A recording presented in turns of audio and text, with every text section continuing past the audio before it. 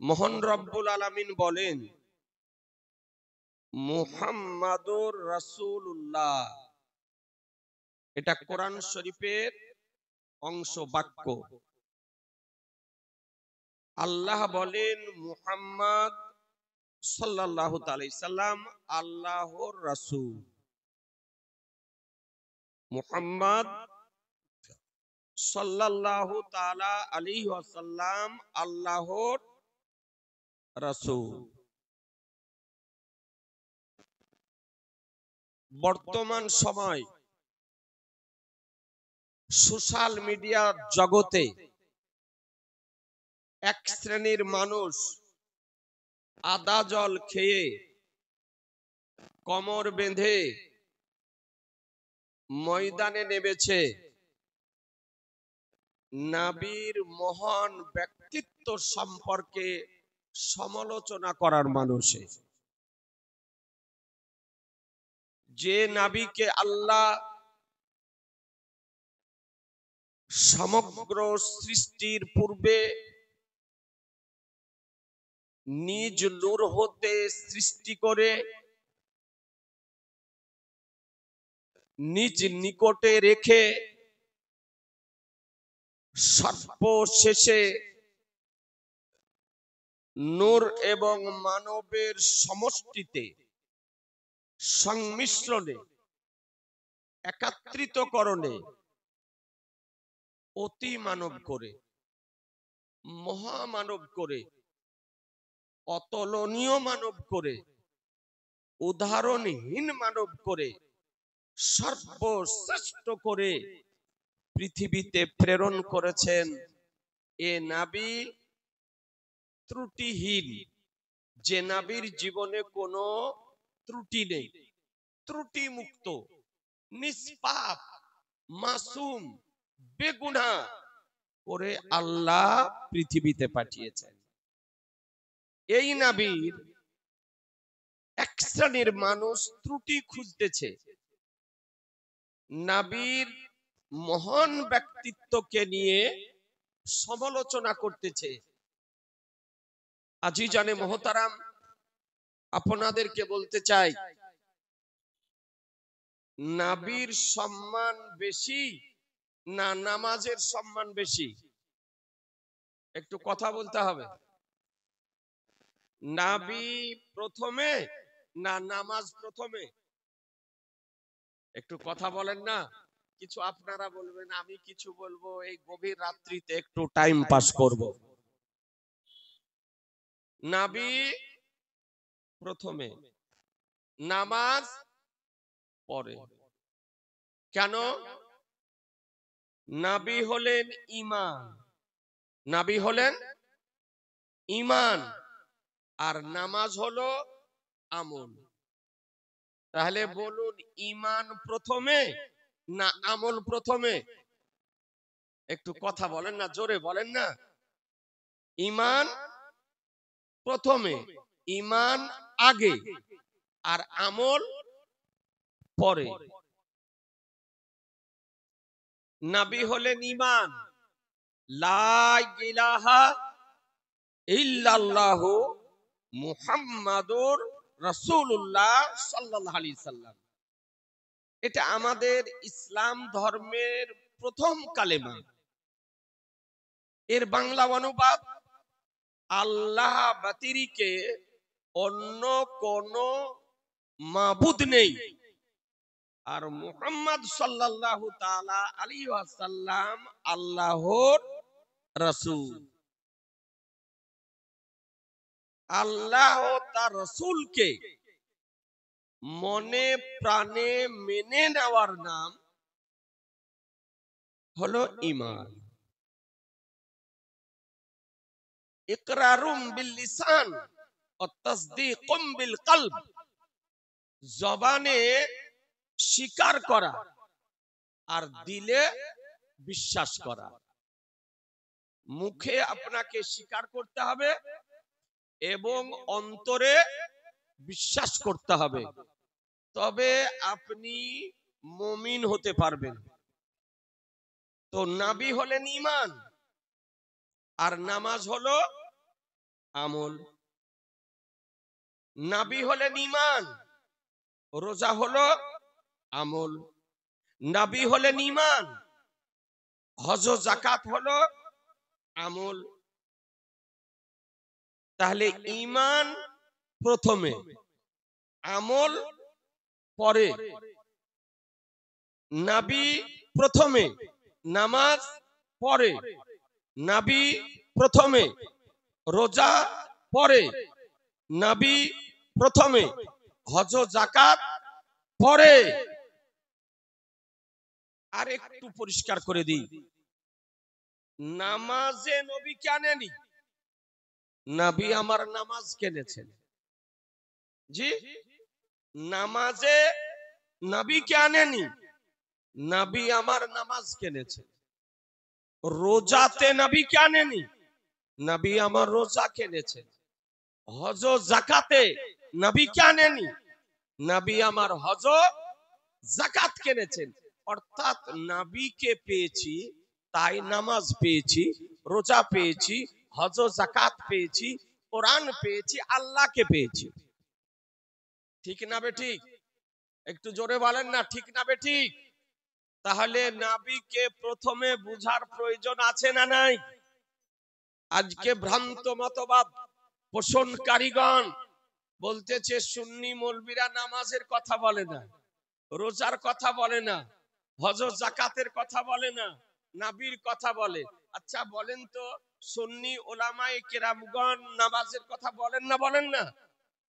কোনদিন কি কোন আলিম, নির্ভরযোগ্য আলিম বলেছেন যে নামাজ পড়তে হবে না, যে নামাজ পড়িয়েন না?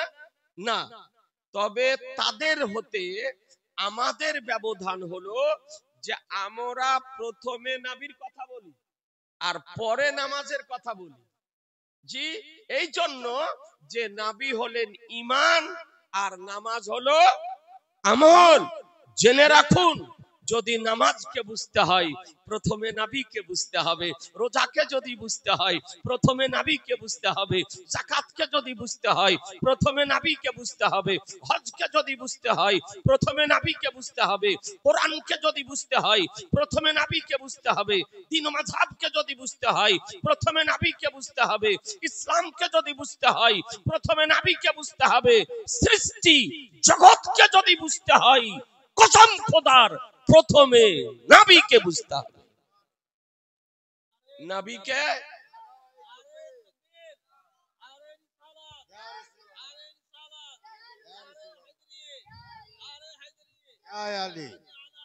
জিন্দাবাদ, জিন্দাবাদ। নবীকে বাদ দিয়ে ইবাদতকে বোঝা সম্ভব নয়, নবীকে বাদ দিয়ে জগৎকে বোঝা সম্ভব নয়। আজিজানে মোহতারাম, এ নবী পাক সাহেবে লাউলাদ সাল্লাল্লাহু তাআলা আলাইহি ওয়াসাল্লাম সম্পর্কে কোরআন বলে মুহাম্মাদুর রাসূলুল্লাহ, মুহাম্মদ সাল্লাল্লাহু তাআলা আলাইহি ওয়াসাল্লাম আল্লাহর রাসূল। একটি মাত্র হাদিসে কারিমা শুনেন, নির্জন রাত্রিকালে একটি হাদিসে কারিমা শুনেন, যে হাদিসটি একাধিক মুহাদ্দিসগণ নিজ হাদিস গ্রন্থে বিশুদ্ধ সনদে আনায়ন করেছেন। আর এই হাদিসটি মুজামুল আওসাতের মধ্যে বর্ণিত হয়েছে। আর আমার সরকারে আলা হযরত ইমাম ইশক মোহাব্বত, ইমাম আহলে সুন্নাত, ইমাম আহমদ রাজা আলাইহি রহমা রিদওয়ান একটি বই লিখেছেন। বইটির নাম হলো আল আমন ওয়াল উলা। যে বইটি তিনটি ভাষাতে তিনি লিখেছেন, একটি হলো আরবি, একটি হলো ফার্সি, আর একটি হলো উর্দু। তিনটি ভাষাতে তিনি বইটি প্রণয়ন করেছেন। যে বইটির পিওর আরবি মুনাজির আহলে সুন্নাত হযরত আল্লামা মাওলানা মোহাম্মদ আব্দুস সাত্তার হামদানি গুজরাটি নিগরানিতে তার পৃষ্ঠপোষকতায় বইটির পিওর আরবি বেরিয়েছে। সেই বইটির মধ্যে আমার সরকারে আলা হযরত মুজামুল আওসাত থেকে হাদিসটি নকল করতেছেন। বিশুদ্ধ সনদের হাদিস, ভালো করে শুনেন। হাদিসটির রাবী বর্ণনাকারী আলিয়ে মুর্তজা, শেরে খোদা, মুশকিলে কুশা, হায়দারে কাররার, ফতেহে খাইবার, সাহেবে জুলফিকার আলিয়ে মুর্তজা রাদিয়াল্লাহু তাআলা আনহু, যার ব্যক্তিত্ব সম্পর্কে, যার ইলম সম্পর্কে আমার রাসূলুল্লাহ বলেন, আনা মদিনাতুল ইলম ওয়ালিগুন বাবুহা, আমি হলাম জ্ঞানের শহর, আমি হলো তার দরজা। যার ইলম সম্পর্কে আমার আলিমে মাকানে ওয়া ইয়াকুন পয়গম্বর বলেন, আনা দারুল হিকমা ওয়ালিগুন বাবুহা, আমি হলাম বিজ্ঞানের শহর, বিশেষ জ্ঞানের শহর, আর তার দরজা হলো আলী। ও আলিয়ে মুর্তজা, যে আলী মায়ের কোলে আসার পর সর্বপ্রথম আমার রাসূলুল্লাহকে দেখেছিলেন। একটু জোরে বলেন না, একটু জোরে বলা যাবে না? যে আলী জন্মের পর, মায়ের কোলে আসার পর সর্বপ্রথম চোখ খুলেছিলেন এবং নবীর নূরময় চেহারা, জ্যোতির্ময় চেহারা দর্শন করেছিলেন। তার হিস্ট্রি উঠিয়ে দেখুন, তার ইতিহাস উঠিয়ে দেখুন, তার তারিখ উঠিয়ে দেখুন, যে আলিয়ে মুর্তজা রাদিয়াল্লাহু তাআলা আনহুর মায়ের নাম ফাতেমা বিনতে আসাদ। মায়ের নাম কি বললাম? ফাতেমা বিনতে আসাদ, আসাদের কন্যা ফাতেমা আলিয়ে মুর্তজা রাদিয়াল্লাহু তাআলা আনহুর মায়ের নাম।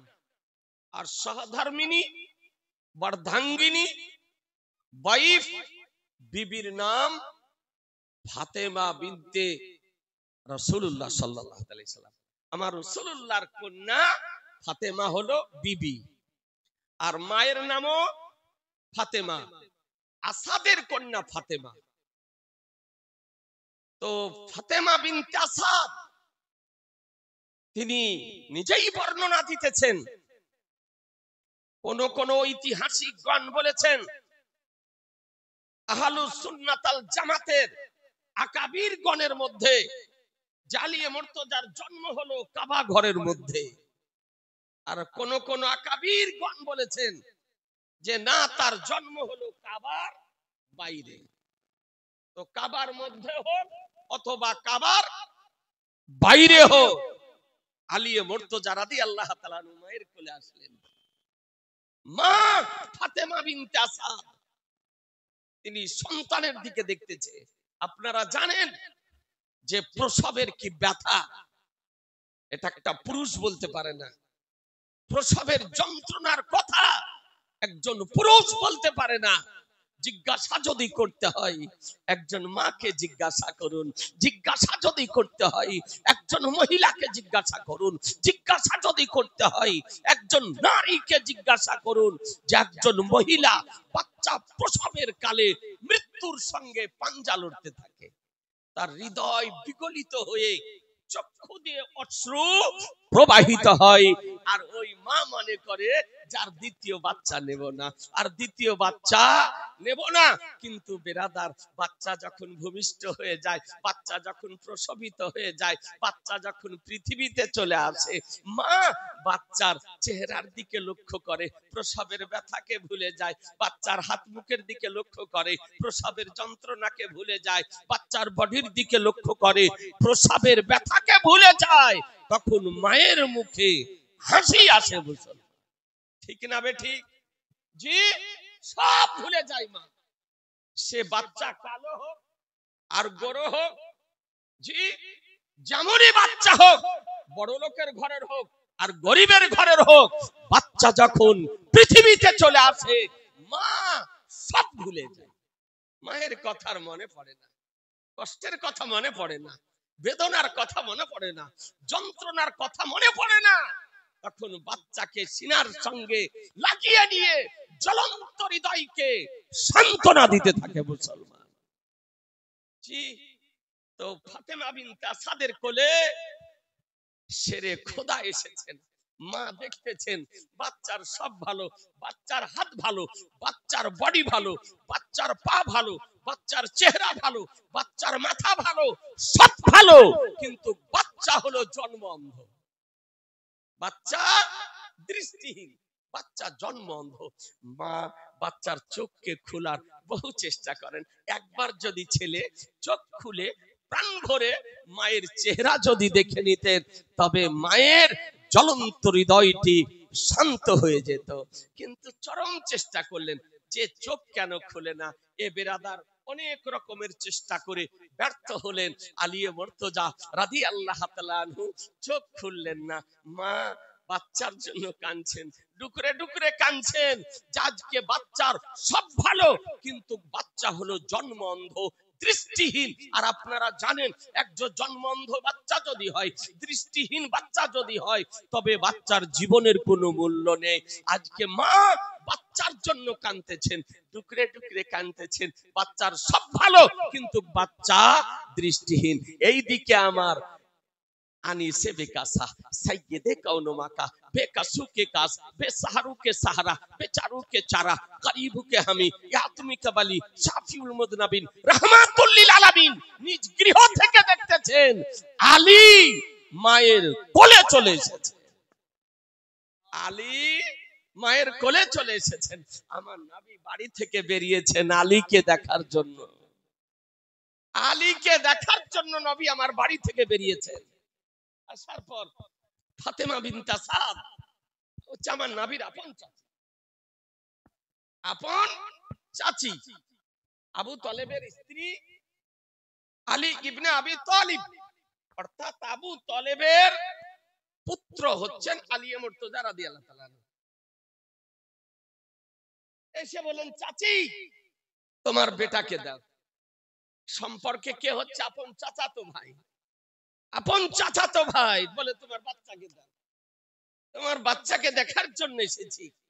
ফাতেমা বিনতে আসাদ নিজ পুত্র সন্তানকে আমার নবীর কোলে দিলেন। আমার নবী আলীকে দেখতেছেন আর আলী নবীকে দেখতেছেন। একটু জোরে বলতে হবে, আলী নবীকে দেখতেছেন আর নবী আলীকে দেখতেছেন। আর মা ডুকরে ডুকরে কাঁদতেছে। তো আমার রাসূল আরবি সাল্লাল্লাহু তাআলা আলাইহি ওয়াসাল্লাম বলেন, এ ফাতেমা বিনতে আসাদ, এ চাচি যান, কান্না কেন করছেন? কাঁদছেন কেন? পুত্র সন্তান প্রসবিত হয়েছে, আনন্দিত হওয়া দরকার, কিন্তু চোখ দিয়ে জল কেন ঝরছে? চোখ দিয়ে অশ্রু কেন প্রবাহিত হতেছে? বলে, দেখুন আমার বাচ্চার সব ভালো, কিন্তু বাচ্চা আমার জন্ম অন্ধ। জন্মের পর এখন পর্যন্ত বাচ্চা চোখ খুলেনি, না আমাকে দেখেছে একবার, না জগৎকে দেখেছে। এই জন্য মনে হতেছে বাচ্চা আমার দৃষ্টিহীন, জন্ম অন্ধ, তাই বাচ্চার জন্য কাঁদতেছি। আমার রহমতুল লিল আলামিন নবী বলেন, বলে চাচি কে বলেছে তোমার সন্তান জন্ম অন্ধ? কে বলেছে তোমার সন্তান দৃষ্টিহীন? আলী তো এমন চোখ খুলেছে যে চোখের পাতা বন্ধ করে না। একটু জোরে বলেন না সুবহানাল্লাহ, একটু উচ্চ আওয়াজে বলে, এমন চোখ খুলেছে যার চোখের পাতা বন্ধ করে না। মা দ্রুত গতিতে গিয়ে দেখতেছেন, আলী চোখ খুলে দিয়েছে। আজ আলী নবীকে দেখতেছেন, নবী আলীকে দেখতেছেন, আলী নবীকে দেখতেছেন, নবী আলীকে দেখতেছেন। এ বেরাদার, যে আলী 8 বছর বয়সে ইসলাম ধর্ম গ্রহণ করেছিলেন, মুসলমান, সারা পৃথিবীর ইতিহাস বলে অল্প বয়সে ইসলাম ধর্ম গ্রহণ করেছিলেন, তারই নাম হলো আলী মুর্তজা রাদিয়াল্লাহু তাআলা আনহু। এ বেরাদার, আজকে তিনি 8 বছরে ইসলাম ধর্ম গ্রহণ করলেন। জীবনে কোনোদিন কুফর করেননি, শিরক করেননি, মূর্তির নিকটে যাননি, প্রতিমার নিকটে যাননি, অসামাজিক কাজ করেননি, নীতিহীন কাজ করেননি, সমাজ বিরোধী কাজ করেননি, ইসলামিক কাজ করেননি। যিনি মাত্র 8 বছর বয়সে ইসলাম গ্রহণ করেছিলেন, এই আলী রাদিয়াল্লাহু তাআলা কে নির্জন জায়গাতে বেশ কিছুদিন পর আমার দয়ার নবী, মায়ার নবী, রহমতের নবী জিজ্ঞাসা করতেছেন, বলে আলী তোমাকে একটি কথা বলি। বলে কি ইয়া রাসূলুল্লাহ? বলে তোমার জন্মের পর তুমি চোখ বন্ধ করেছিলে, আর আমি যাওয়ার পর চোখ খুলেছিলে, তার কারণ কি? একবার সুবহানাল্লাহ বলেন, জোরে বলেন সুবহানাল্লাহ। নবী আমার জিজ্ঞাসা করছেন যে আমার যাওয়ার পূর্বে চোখ বন্ধ করেছিলে আর আমি যাওয়ার পর চোখ খুলেছিলে, তার কারণ কি?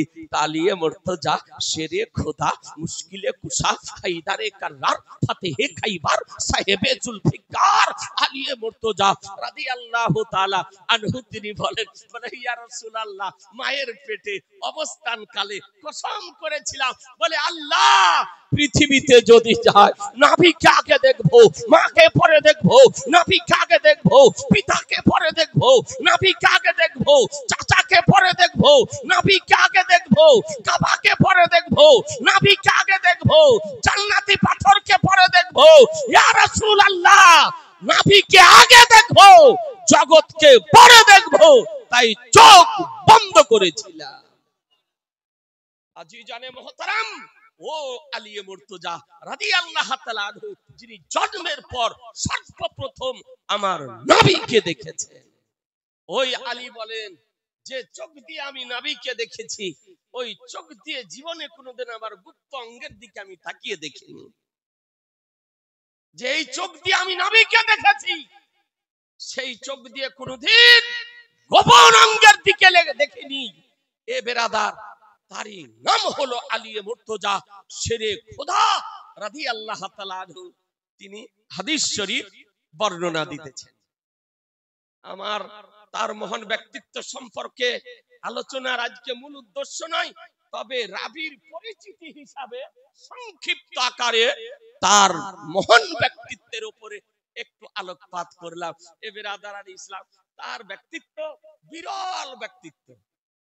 জি, আলিয়ে মুর্তজা রাদিয়াল্লাহু তাআলা আনহু যখন আপনার ঘোড়াতে আরোহণ করতেন, তো ঘোড়ার বাম কদম রাকাবিতে রেখে ডান কদম ঘুরিয়ে রাকাবিতে রাখার সঙ্গে সঙ্গে আলহামদ থেকে নাস পর্যন্ত 30 পারা কোরআন শরীফ মুখস্থ পড়ে দিতেন। কোন কিতাবে আছে? আল্লামা আব্দুর রহমান জামি রাহমাতুল্লাহ আলাইহি শাওয়াহিদুন নবুওয়াত নামক কিতাবে তিনি বর্ণনা করতেছেন। মুসলমান যিনি শারাহ জামির লেখক আল্লামা আব্দুর রহমান জামি রাহমাতুল্লাহ আলাইহি, যার লিখিত কিতাব সারা পৃথিবীতে পড়ানো হয়, আরবি ব্যাকরণের গ্রন্থ শারহ জামি। এই শারহ জামি কাফিয়ার সারা আপনার পড়ানো হয়। উলামায়ে কিরামগণ জানেন, ওই এমন সারা, এমন কিতাব, ও কিতাবকে বোঝার জন্য 50 খানা আবার সারা লেখা হয়েছে, তাও বোঝা যায় না। এইরকম উচ্চাঙ্গের আশিকে নবী তিনি আপনার লিখেছেন। ও আলী, যে আলী কে গরমও লাগতো না, শীতও লাগতো। একবার সুবহানাল্লাহ বলে দেন, সুবহানাল্লাহ, জোরে বলে দেন সুবহানাল্লাহ, সুবহানাল্লাহ। গরমের সময় গরমও লাগতো না, আর শীতের সময় শীতও লাগতো। একদা তাকে জ্বর হয়েছিল, আমার দয়ার নবী, মায়ার নবী দেখার জন্য গিয়েছেন। বলে আলী কি হয়েছে? বলে ইয়া রাসূলুল্লাহ জ্বর, জ্বর ভালো হয় না। বলে জ্বর ভালো হচ্ছে না? বলে না। আমার নবী দোয়া করছেন, সঙ্গে সঙ্গে কি দোয়া করছেন? আল্লাহুম্মা আযহিব আনিল আলী হাররা ওয়াল বারুদা।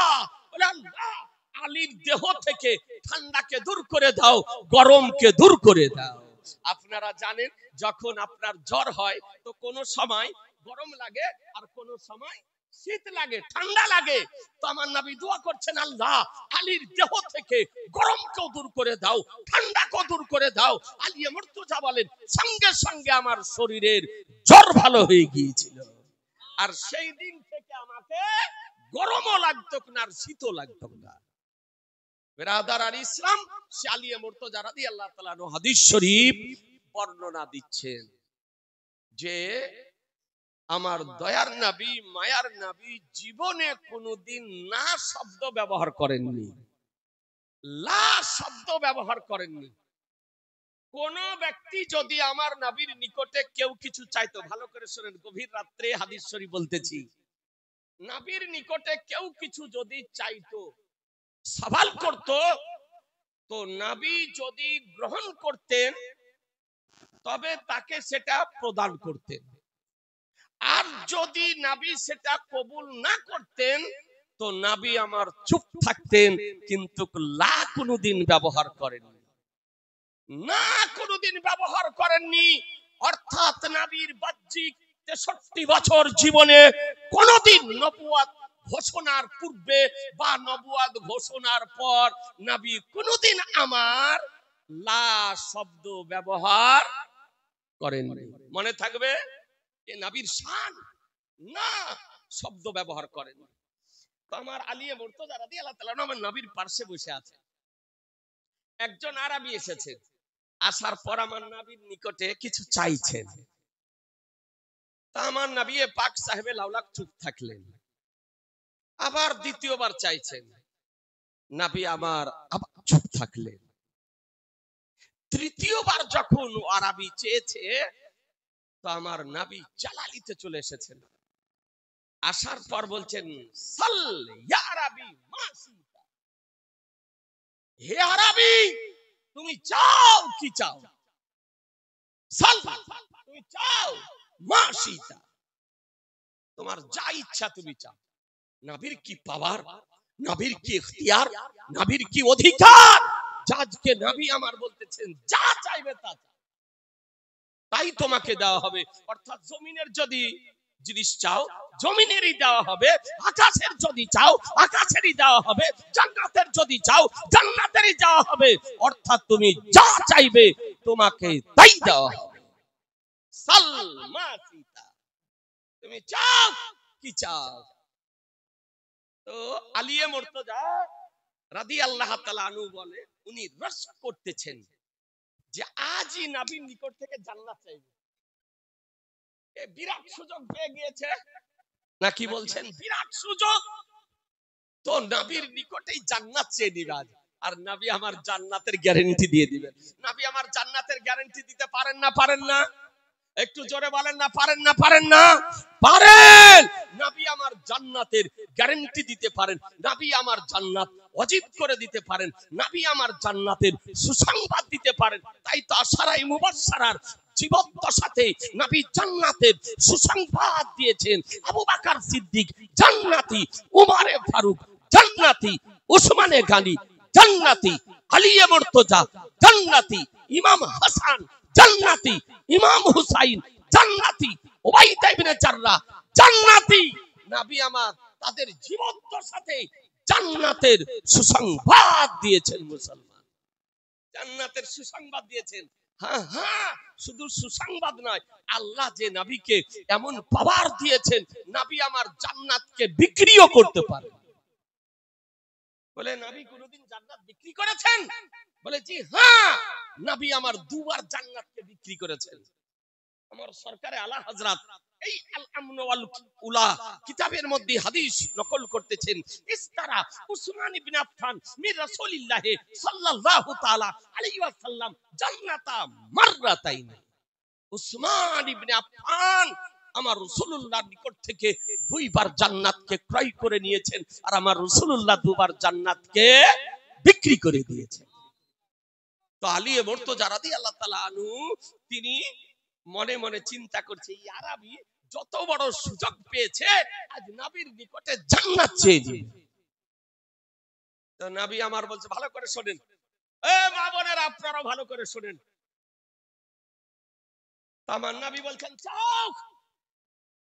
তো আরবি কি চাইতেছে? আরবি বলছেন, ইয়া রাসূলুল্লাহ একটা আমাকে ঘোড়া দিয়ে দেন। সুবহানাল্লাহ বলেন না? সুবহানাল্লাহ, জোরে বলেন সুবহানাল্লাহ।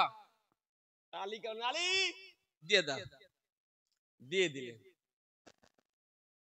তারপরে বলছেন ইয়া রাসূলুল্লাহ রাস্তা খরচটা দেন। সুবহানাল্লাহ বলবেন না? আরে জোরে বলেন না? সুবহানাল্লাহ। যানবাহন হলো, যানবাহনের পর বলছে ইয়া রাসূলুল্লাহ রাস্তা খরচটা দেন। তো আমার নবী ওকে রাস্তা খরচও দিয়ে দিলেন, যানবাহনও দিলেন, রাস্তা খরচও দিলেন। আর আলী রাদিয়াল্লাহু তাআলা আনহু উনি মনে মনে ভাবছিলেন যে আজ যত বড় সুযোগ পেয়েছে, নবীর নিকটে জান্নাত চাইবে। এ আপনার চলে গেল। তো আমার রহমতুল্লিল আলামিন নবী, দুনু জাহানের মালিক ও মুক্তার নবী, নবী বলছেন আলী, এই আরবির চাওয়া আর মুসা আলাইহিস সালামের সময়কালের বুড়ি মহিলা চাওয়ার মধ্যে ব্যবধান কতটা বুঝতে পারলে? নবী আমার শোনাচ্ছেন নিজে, বলে আলী এত সস্তা জিনিস চাইলো, এত মামুলি জিনিস চাইলো, এত বড় সুযোগ পাওয়ার পর আমার নবী বলছেন আলী, এই আরবির চাওয়া আর মুসা আলাইহিস সালামের সময়কালের এক বৃদ্ধা মহিলার চাওয়ার মধ্যে পার্থক্য কতটা, ব্যবধান কতটা বুঝতে পারলে? মুসা আলাইহিস সালামের সময়কালের বৃদ্ধা মহিলা কি চেয়েছিলেন? আমার নবী শুনাছেন যে হযরত মুসা কালিমুল্লাহ আলাইহিস সালাম তিনি সৈন্য সামন্ত নিয়ে নীল নদ পার হবেন, নীল নদ পার হবেন। আর যখন যানবাহন নীল নদের পার্শ্বে যখন গেল, তো নীল নদ আপনার রাস্তা দিল না, নীল নদ রাস্তা দিল না, যানবাহন ঘুরে আসলো। তো হযরত মুসা কালিমুল্লাহ আলাইহিস সালাম আল্লাহর দরবারে আরজ করছেন, আল্লাহ নীল নদ তো রাস্তা দিল না, আমি কেমন করে অতিক্রম করব সৈন্য সামন্ত যানবাহন নিয়ে?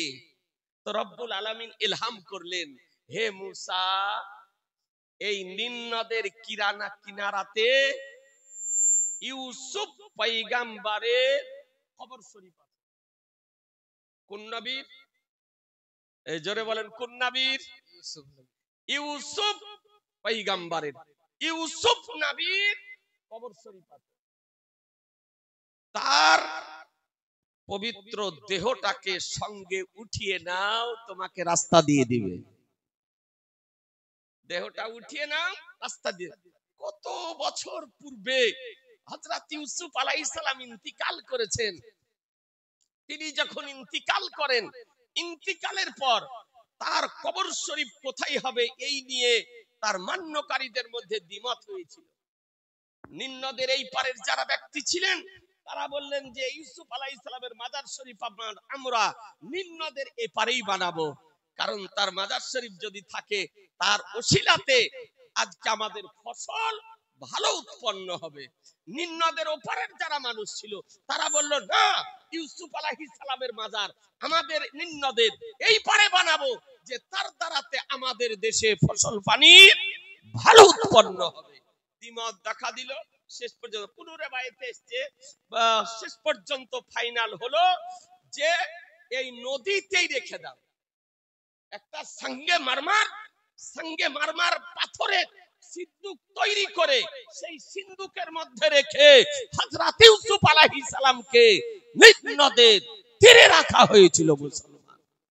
তাহলে উনি যদি নীল নদে থাকেন, তাহলে নীল নদের পানি তোমরাও ব্যবহার করবে, আর তোমরাও ব্যবহার করবে, তোমরাও ফায়েজ পাবে, তোমরাও ফায়েজ পাবে।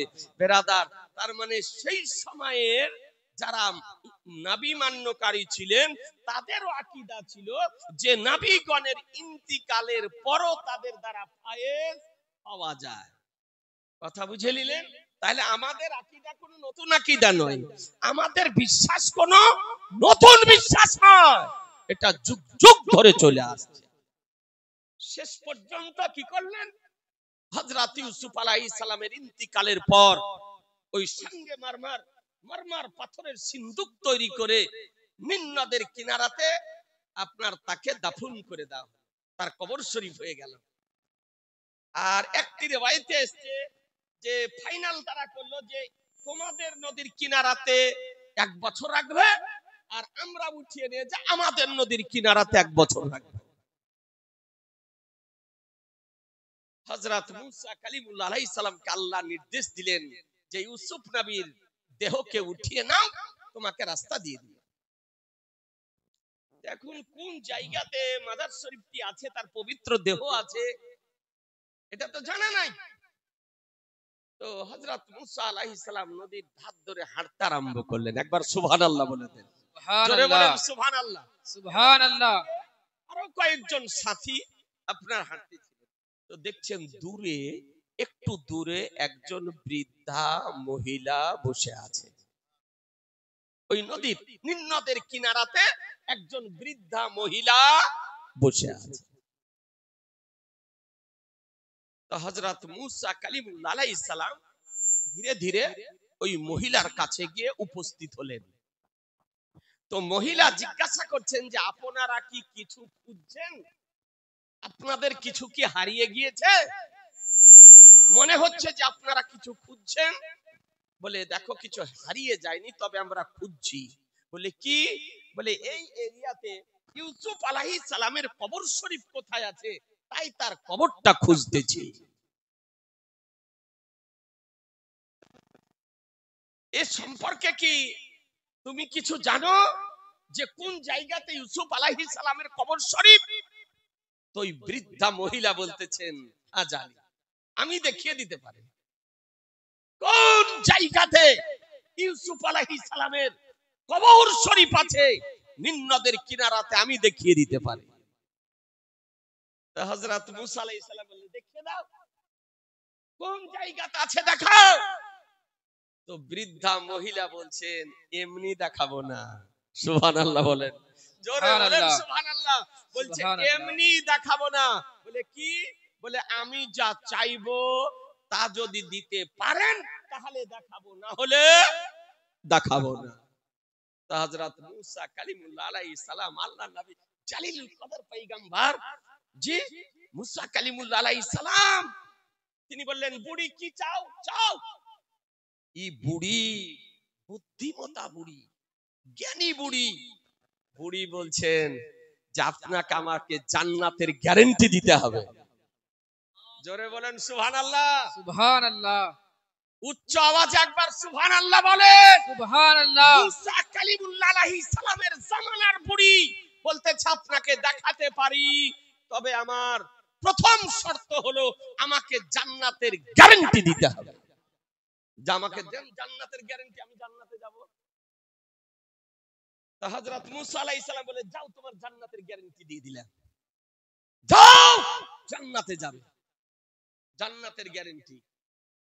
বলে আরেকটা শর্ত আছে, শুধু জান্নাতের গ্যারান্টি দেব না, আপনি যে জান্নাতে যাবেন ওই জান্নাতের গ্যারান্টি দিতে হবে।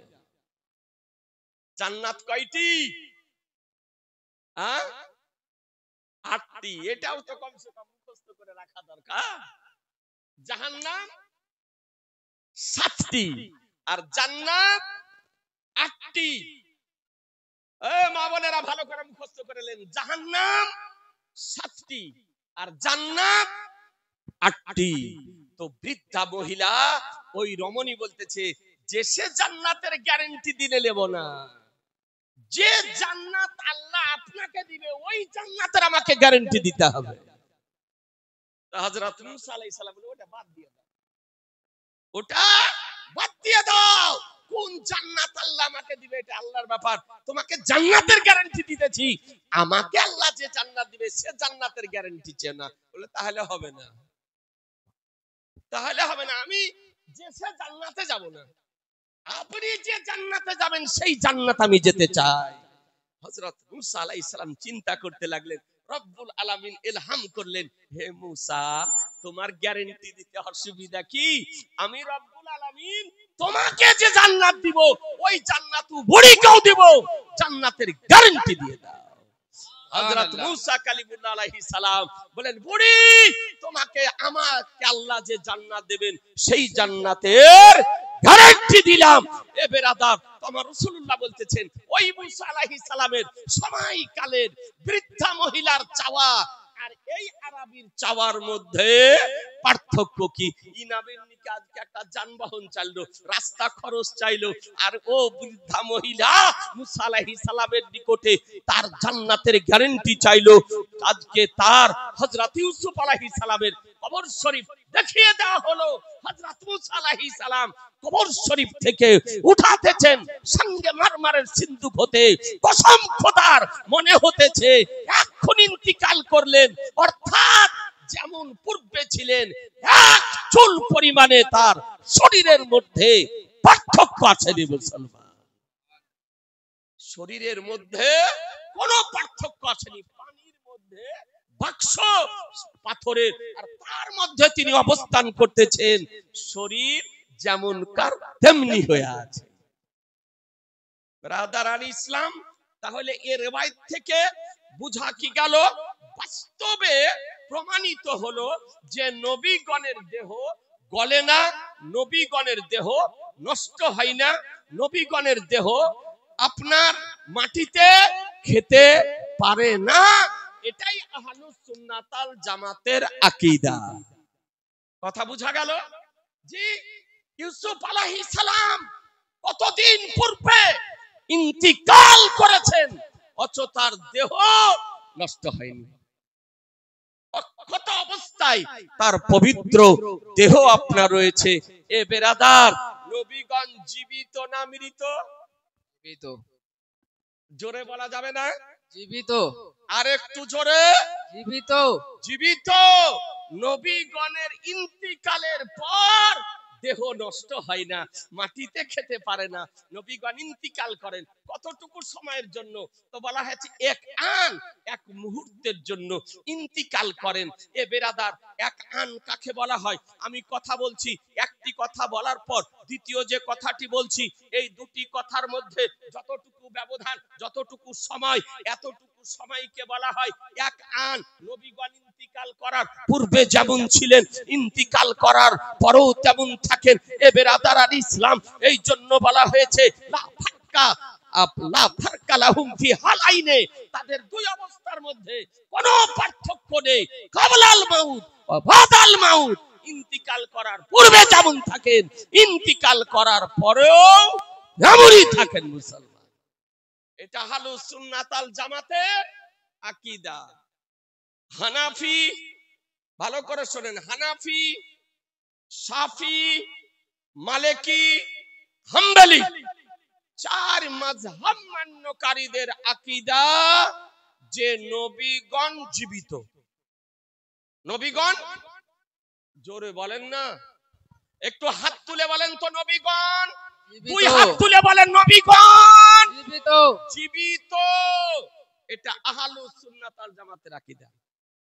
ওয়াহাবি, কোন ভাই রাগ করিয়েন না, ওয়াহাবি, নাজদি, নামধারী আহলে হাদিস,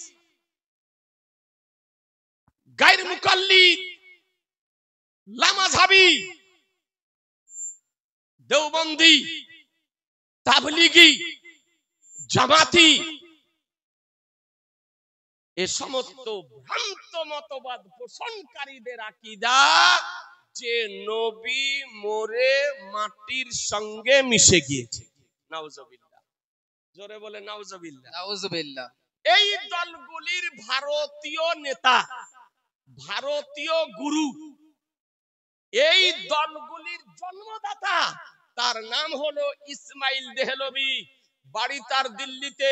কিতাবটির নাম তাকবিয়াতুল ঈমান। এই কিতাবটির 42 পৃষ্ঠা লিখতেছে, নবী মরকর মাটি মে মিল গায়া, নবী মরে মাটির সঙ্গে মিশে গিয়েছে। নাউজুবিল্লাহ। এই ব্যক্তিটিকে দেওবন্দির জন্মদাতা, তাবলিগের জন্মদাতা, আজকে লামাযহাবীদের জন্মদাতা, আহলে হাদিসদের জন্মদাতা, ওয়াহাবীর জন্মদাতা। তাহলে বুঝা গেল যে ইসমাইল দেহলভীর আকীদা, দেওবন্দীদের আকীদা, ইসমাইল দেহলভীর আকীদা, জামাত ইসলামীদের আকীদা, ইসমাইল দেহলভীর আকীদা, তাবলিগি জামাতের আকীদা, ইসমাইল দেহলভীর আকীদা, আহলে হাদিসদের আকীদা, ইসমাইল দেহলভীর আকীদা, ওয়াহাবীদের সেই আকীদা। বলুন মুসলমান, এই আকীদা রাখা যাবে? জোরে বলবেন না, জোরে বলবেন না। নবী মরে মাটির সঙ্গে মিশে গিয়েছে, এই আকীদা রাখা যাবে? তাহলে এই দলগুলির আকীদা হলো নবী মরে মাটির সঙ্গে মিশে গিয়েছে, এই দলগুলি নিয়ে যাওয়া যাবে? এদেরকে সমর্থন করা যাবে না, এদেরকে প্রশ্রয় দেওয়া যাবে না, এদেরকে আশ্রয় দেওয়া যাবে না, এদের পিছনে নামাজ পড়া যাবে না, এদের সঙ্গে বৈবাহিক সম্পর্ক করা যাবে না। মুসলমান? এরা নবীর পক্ষের নয়, এরা হলো নবীর বিপক্ষের ব্যক্তি। এরা হলো নবীর বিপক্ষের ব্যক্তি। তারা বলল যে শুধু মরা নয়, বলছে নবী মরে মাটির সঙ্গে মিশে গিয়েছে তাকবিয়াতুল ঈমান কিতাবে। আজকে মার্কেটে বই বিক্রি হচ্ছে, প্রেসে প্রিন্ট হচ্ছে, বিক্রি হচ্ছে। এ বেরাদার, আর সুন্নি জামাতের আকীদা নবীগণ জীবিত। পার্থক্য বোঝা গেল? পার্থক্য বোঝা গেল না? গেল না? একটু হ্যাঁ না করলে কি করে বুঝবো?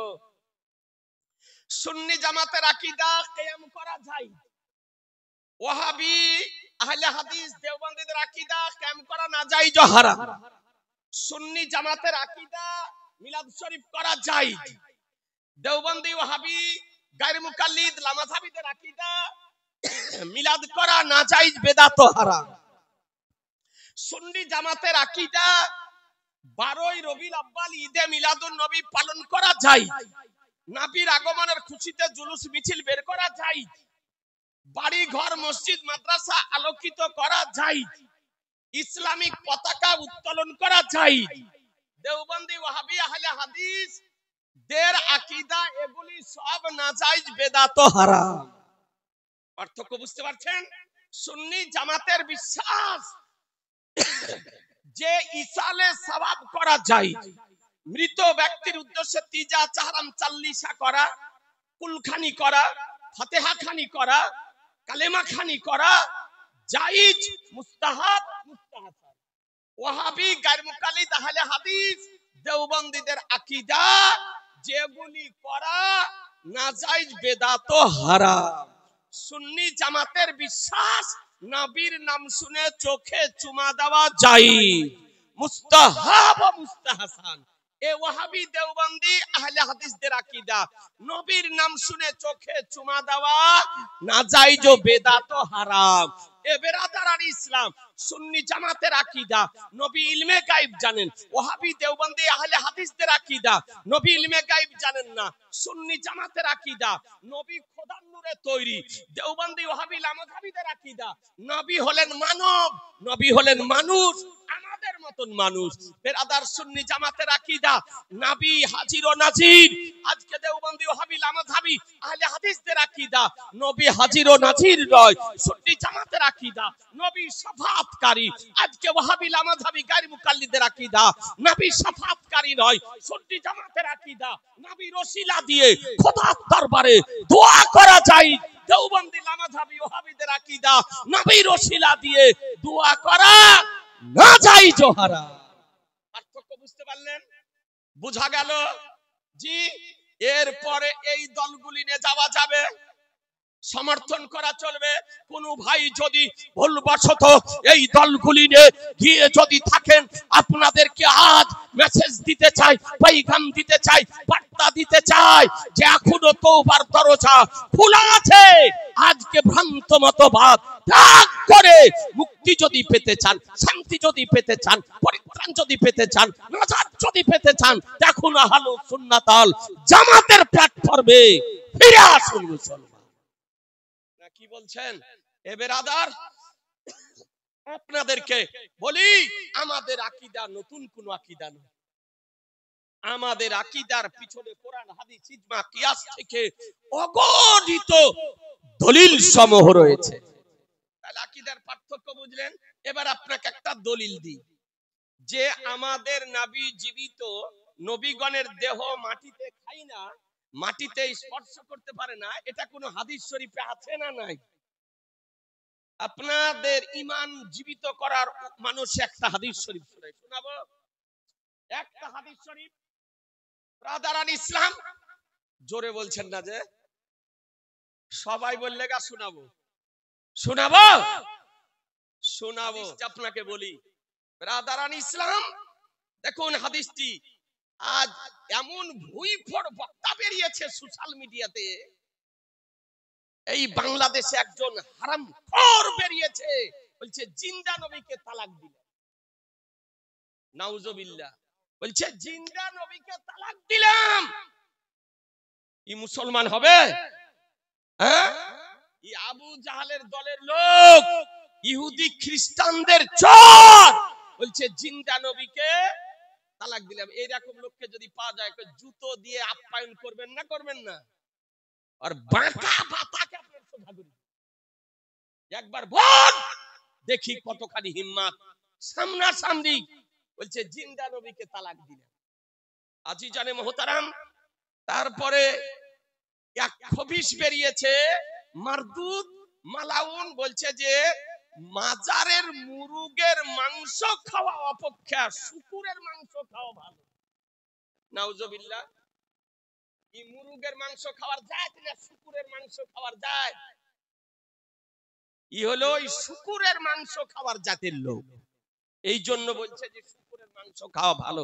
এই পোল্ট্রি মুরগি এরকম ভুড়ি মোটা, আপনার জন্মসূত্রে মুখে দাড়ি নাই, লেখাপড়া জানে না, পাকা চোর, সারা লাইফ চুরি করে খেয়েছে। কোন সময় ডাব চুরি, কোন সময় মাছ চুরি, কোন সময়তে কার কাপড় চুরি। এই দিকে আপনার বর্ধমানের দিকে বাড়ি। ব্রাদার আর ইসলাম তো বলতেছে যে মুরুগের মাজারের মুরুগের মাংস খাওয়া অপেক্ষা শুকুরের মাংস খাওয়া ভালো। নাউজুবিল্লাহ। এইরকম বক্তাদের বক্তব্য শোনা যাবে? এইরকম বক্তা বনের বক্তব্য শোনা হারাম।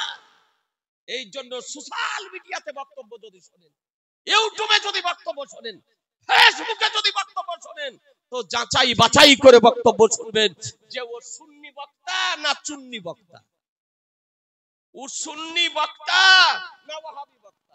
যদি সুন্নি বক্তা হয় তবে তার বক্তব্য শোনা যায়, আর চুন্নি যদি বক্তা হয়, আপনার ওয়াহাবি যদি বক্তা হয়, হাত ঝাড়ুয়া যদি বক্তা হয়, পা ফাড়ুয়া যদি বক্তা হয়, কাদিয়ানির যদি বক্তা হয়, লামাঝাবির যদি বক্তা হয়, শিয়াদের যদি বক্তা হয়, দেওবন্দি যদি বক্তা হয়, তবে তার বক্তব্য শোনা হারাম। মশলা মনে থাকবে। এই জন্য মোবাইলে ওয়াজ শোনার পূর্বে যাচাই বাছাই করে নেবেন। নিজে যদি চিনতে না পারেন, ওলামা হযরত আছেন, তাদেরকে বলবেন হুজুর এই বক্তাটা সুন্নি না চুন্নি, যাচাই করে নেবেন।